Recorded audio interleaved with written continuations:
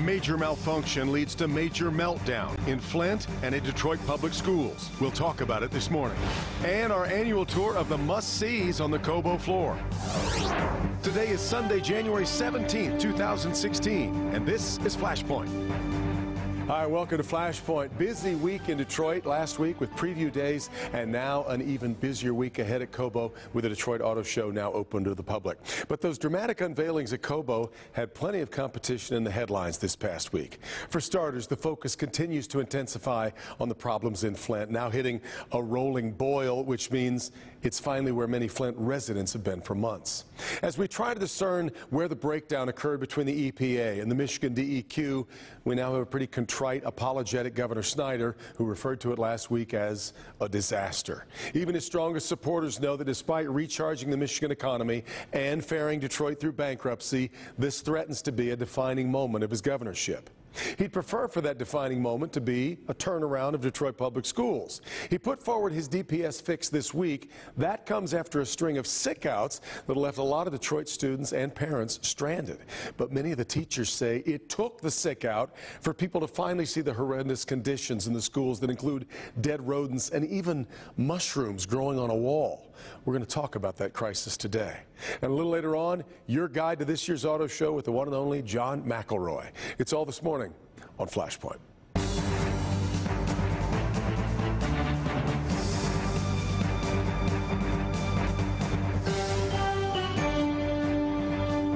Yeah, another week chock full of news, especially surrounding the Flint water crisis, which we're going to talk about coming up. But we're going to start this morning with yet another boiling point for Detroit schools. Sick-outs that many felt amounted to a strike, but that many had to admit finally lifted the cover off some terrible conditions in Detroit schools. Let's talk about that with former State Education Board President, the founder of Cornerstone Schools, Clark Durant is here. Former Detroit City Council member Sheila Cockrel back with us. Detroit Free Press columnist Nancy Kaffer is here, and attorney Reggie Turner, also a former member of the State Board of Education. Reggie, let me start with you because I'm interested about this. Maybe there's a semantic argument here. It would be illegal for Detroit teachers to go on strike, but what we saw this past week, didn't it sort of amount to a kind of strike? I believe it did, and it is one more signal to parents of Detroit Public Schools students that their children are going to be used as pawns in efforts to run the politics of the union. And it's very unfortunate that the same faction that is leading these sick-outs was the faction that, in my view, broke DPS in 1999 with a wildcat strike that resulted in the loss of 10,000 kids, and the $100 million in the following school year had to be corrected for in order to adjust for that loss of 10,000 kids. You're speaking specifically of Steve Kahn. Interesting, because he was the president of the DFT, was removed, I guess, because some people thought he was too militant, and yet his influence clearly remains. You know, it is unfortunate that parents in Detroit, many of whom work for wages, many of whom don't get sick days, are now having to make the Hobson's choice to miss school, miss work, or leave their kids at home alone. Yeah. And that's just really unfortunate in this town at this time. And yet, Clark Durant, I think many people would, in fact, I have to be honest, we're probably talking about this morning because they drew attention to what was going on in the schools. The sick-outs, in that sense, worked for them, didn't it?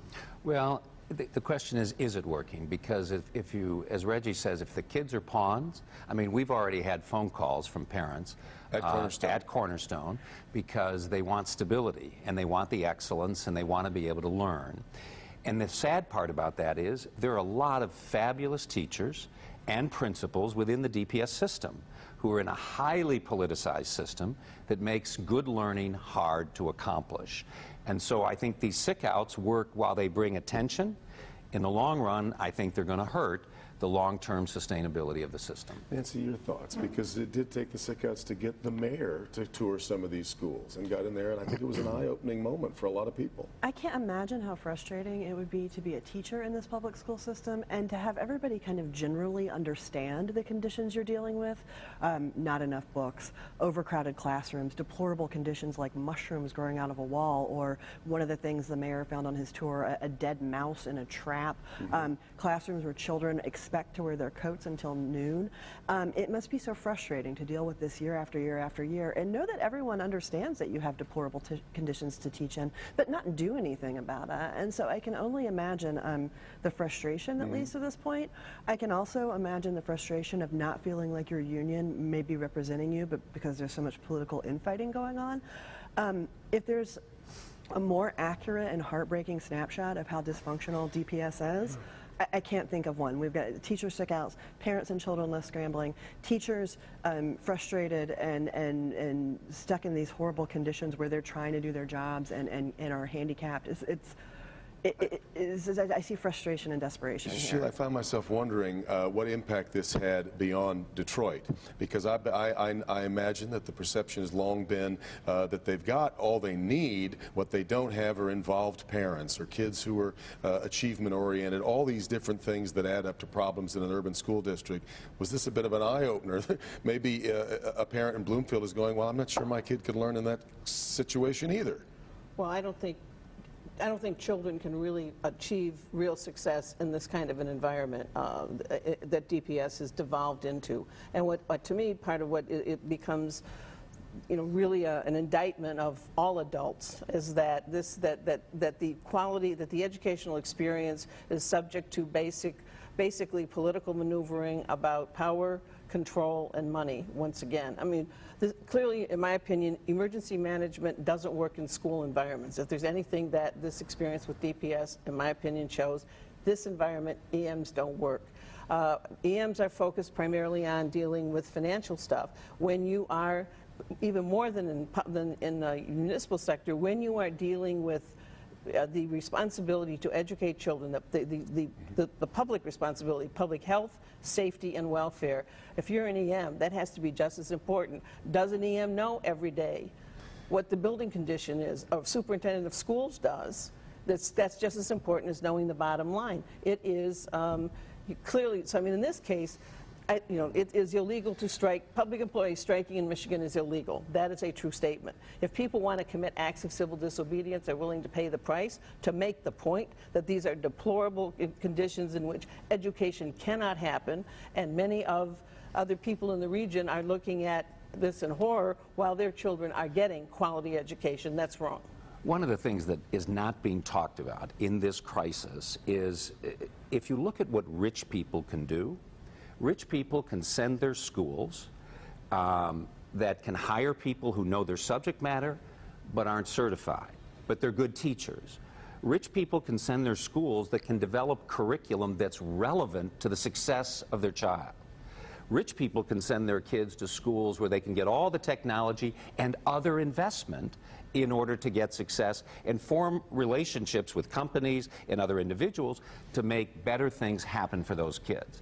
We have a structure in our current public system that doesn't allow that kinds of flexibility. There's no multiple ways of getting resources. Everybody's fighting over the same pie.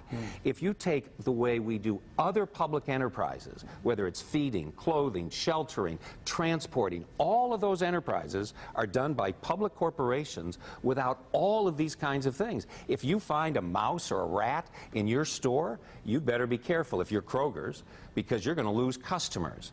But there's no, and you better bring the best product out there for no matter whether it's somebody who's a pauper or a king, because everybody's entitled to getting quality. But you're not getting that in these highly politicized systems. But making the argument that a school can function like a free market is really disingenuous, because particularly That's in this why I made region... it. Sorry, Clark. That's all right, we'll continue this. Because in this region, with our completely broken transit system, we can't really indulge this sort of fantasy that every parent can go out and shop around for the best educational alternative and take their kid there. They just can't. If you're someone who doesn't have a car, and Nancy, you're trapped geographically, if you had how are you going to get I'll tell you how to your grade school? I used, for the first time when I was in New York 2 weeks ago, Uber. I'd never used it all this time. If you had highly selected, highly screened Uber drivers available, highly screened, so all the security's right, to be able to take these kids to any school, not just into Detroit, but let them go to the best school. Are you aware what the median income in the city is? I think the Do idea you want to we're know going to something? use Uber. Do you want to know something? That would be. Can I tell you something? That would be cheaper. That would be cheaper than building the kind of public transportation You're not infrastructure. talking about parents paying for Uber. Oh, you're no, talking no, about no. Okay. That would be the system should have to Let me pay get to this real that. quick before we got to get to a break, Reggie. So the governor has put forth his plan. He's got snakes on both sides that he's got to deal with. He's got to convince the state to take over. He's got all these legislators to take over Detroit's debt. Otherwise, I don't know how else you retire it. He's also got to convince the local entity that they need to wait even longer for local control. Where's this support going to come from on this? These are difficult issues, but the governor is on the right track. He recognizes the reality. That $700 million in debt is really the state's debt. It's not like Detroit, where the city had to internalize that whole thing in bankruptcy. DPS would simply shift those dollars back to the school aid fund one way or another. So they're either going to be able to implement these changes with some reforms in DPS and keep the district moving forward, or the state is going to have to take the hit anyway. So they ought to do it in a way that's reasonable, rational, and that creates a path toward quality academic achievement for the kids in the city of Detroit. Got to get to a quick break. We'll continue. Stay with us. This is Flashpoint on Local 4. That is the state. All right, welcome back to Flashpoint. Let's move now to the Flint water crisis. Still a lot of people trying to figure out exactly where the buck stops in all of this, where the responsibility rests. Our Hank Winchester spoke with the former mayor of Flint this past week, Dane Walling. This is what he had to say. I think about it every single day. What could I have done differently? And I don't know what more I could have asked from the EPA, from our staff, from the DEQ. We were asking all the questions as a community, but we weren't getting a response. That's still, I think, a lot of people's frustration, Nancy Kaffer. You've written an awful lot about this. You've spent a lot of time in Flint. Where the real responsibility rests. We are now seeing everybody running as if it's a crisis, but where was that months ago? You know, all the stuff that has been happening this week, the National Guard, the Michigan State Police going door to door to let people know not to drink the water and deliver bottled water, that's like week one stuff. That's immediate crisis response stuff. This should have been happening in September or October. Like, this is now happening in January. It's insane. We're finding, our reporters who are in Flint are finding that there are families that are still not aware they're not supposed to be drinking the water. Okay, this has been a failure of messaging. It's been a failure of providing assistance and aid. And yet there's not been urgency here. It's inexplicable. Well, we're telling people that it's okay to bathe in it. Unless my 4 kids were outliers, taking a bath means drinking a lot of water with little kids. So I don't know. Sheila, what's your thought on the way this has all been handled? One of the more striking pieces of information that came out in the reporting, and incidentally, I think Nancy's reporting and writing on this has been phenomenal. If General Motors a year ago stopped using Flint River water to make engines because it corroded the engines, how could that have not been the moment at which everybody said, whoa, and people are drinking this? This can't be right. Let's stop it now. So, I mean, I just think there's a complete failure of the elected official system, of the bureaucratic system to meet a basic, the purpose of government is to protect and defend and provide public health, safety, and welfare, and it has been utterly blown in this scenario. Clark, over the years, you and I have had a number of conversations about placing expectations and where people bending down to meet low expectations. Right. I can't get around that part that there was somewhere along this long chain of events, in the minds of some, there was, oh, it's just Flint. That the expectations, somebody bent to meet low expectations. Well, I think it's two things. I think in any bureaucratic organization, and I don't care who the politicians are, they tend to go to the lowest common denominator because it's the least way of having accountability. I did my job and I passed it on, and nobody's looking and really owning the whole. I feel badly for the governor, frankly, because as you said in your intro piece, that he's going to maybe maybe be defined by this when he's had the courage to wade into some pretty tough things from the schools in Detroit. He didn't have to, there's no votes for him, but he's trying to make it work for the kids. The whole issue with the Detroit bankruptcy. The grand bargain, on and on, yeah, yes. exactly. And I would give him time. I granted, it's been slow, I understand that. But now everybody's focused. But he's a good man, and I know that he's trying to get the right thing. Here the experts didn't do their jobs, in my view. The U.S. EPA, MDEQ, and the government at the local level were all responsible for the decisions that led to this crisis. The EPA was aware that Flint was changing its water source. Testing should have been done at that time. DEQ was aware that Flint was changing its water source. Testing should have been done. This never should have happened. And you know, it's not Rick Snyder's job to understand, you know, water quality issues and corrosion and I mean, there were agencies in place that were aware of this that didn't act. And so I think we, you know, the governor's slow reaction in terms of fixing it is something that obviously he has to address. But this should have been fixed at the beginning.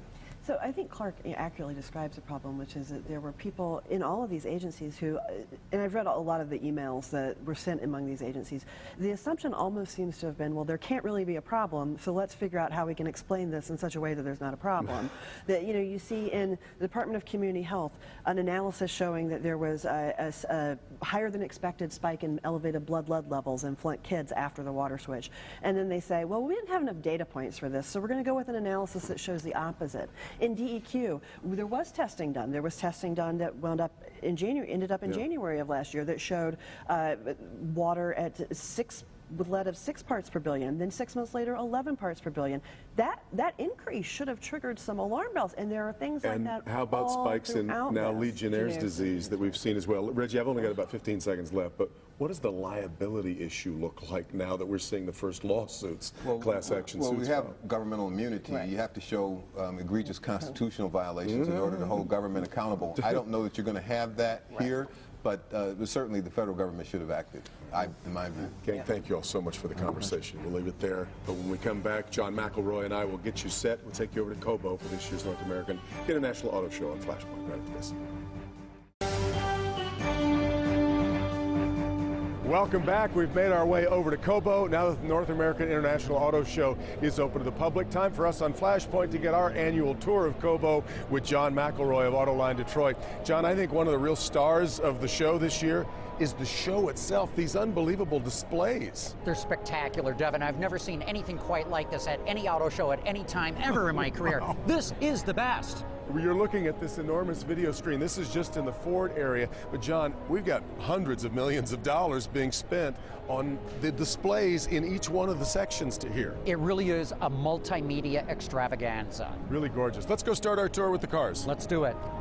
Well, John, to start with, let's talk about the excitement around this minivan. Can I put those words together, excitement and minivan? Who'd have ever thunk it? But here we've got a very dramatically styled minivan. They've changed everything, not just the look. They're no longer calling this the Town and Country. They want to signal that it's a complete departure from the past. Meet the Chrysler Pacifica. Well, in fact, Chrysler invented the minivan segment. It's obviously terribly important to them still. Why did they have to get away from Town and Country, and how have they done on the redo? Well, you know, the redo I'll finally decide once I get a chance to drive it. The reason I think that they changed the name is they wanted everyone to not just think minivan when they heard Town and Country. You hear Pacifica, you think something different. Also, this is not just a hybrid version, that we're looking at, it's a plug-in. They're claiming 80 miles to the gallon as long as you keep plugging in. That is a big different world for a minivan. But why is this the last American minivan left? You know, a lot of people in the industry just think that minivans are passé. But people buy minivans because they need them. And as long as we have household formation, people getting married and having kids, they're going to need a minivan. Well, this is a good one to need. Good start. Let's move on. Well, John, Hyundai has made a big enough splash in the auto world. Now here they are getting into the luxury segment with their Genesis line. This is pretty significant, isn't it? They're starting a second brand, Genesis, going to be luxury. This is the G80. Drop-dead gorgeous looking car. This is a head turner. Remember, the head of design at Hyundai, and doing this car too, used to work at Audi. He's a German, Peter Schreier. That's one of the key reasons why this car looks so good. Now, it can be daunting to try and move into a new segment, especially the luxury segment, but that's where the money is, right? That's where the money is. It's not going to be easy for Hyundai to muscle its way in. They're going to have to throw their elbows and knees out everywhere, but the way they've been doing things in the rest of the market, there's no question this car is going to be a serious competitor. They've got everybody's attention. Yeah. Let's move on. John, we've arrived at the Chevy Bolt, all electric, in an era where we've got gasoline at under $2 a gallon. How is this a star of the show? To me, it's a game changer. What we've got here is a pure electric car, 5-passenger capability, probably going to go for about $35,000. With the federal tax credit that you get for buying an EV, it'll be under 30 grand. 200-mile driving range on a single charge, and really roomy inside. 5 people, Devin, you'd fit in the back seat, and you'd be amazed at the amount of headroom and legroom that's in there. It's a real shot at Tesla, which was trying to create that first lower-cost all-electric vehicle. But the interesting thing here, John, is that this car was not unveiled here in Detroit. It was revealed at CES in Las Vegas. A week before the Detroit show, yeah, this car was there, and boy, that CES show is starting to emerge as a real automotive show as well. Yeah. And I got to tell you, I'm a little bit uncomfortable with that. I think it's something of a threat to the Detroit Motor Show, and in the future it's going to be even more so. It's something that the show organizers here in Detroit have got to keep their eye on. Absolutely. But boy, what a great statement for Chevrolet. A game changer for the industry. Let's move on. All right, John, Truck of the Year here at this show. Cars.com gave this their Truck of the Year this past week in Detroit as well. I guess the reports of the demise of Volvo were greatly exaggerated. They were, because this is the Lazarus company that has come back from the dead. We're looking at the Volvo XC90. As you mentioned, it got the Truck of the Year for the North American Truck of the Year award. And the reason is, Devin, boy, did they nail this thing. Volvo used to be owned by Ford. Ford sold them off, I don't know, 8 years ago or something like that. So this is the first all-new vehicle that they're bringing to the market, and man, did they nail it. And you love the interior of this. Especially the interior. It's not German, it's not Asian, it's not even American. This is Scandinavian. And look at that big display that they got in the center console and the other details on the interior. I love the look of the vehicle. It's gorgeous. In fact, it took us a while to get this close to it. It's been really popular here, too. All right, John, on we go. Well, John, this is where I wanted to end our tour, because for me, this is best in show. This is gorgeous. It's the Avista by, wait for it, Buick. Amazing. Be still, my heart. I know. This thing is just beautiful. The stance, the proportions, the details. It really shows where Buick is going from a styling standpoint, because unfortunately, it's just a concept. They're probably not going to build it, but it does signal where this brand is going. The reaction of all of us isn't enough to get this thing built. Well, you never say never, right? Right. You know, all the car designers walk the show and vote which is the best concept. This is the one. Designers from all different car companies, not just General Motors, said this is the best on the floor of the show. And that Buick campaign, we've all seen all the commercials trying to convince us that this is not the old Buick.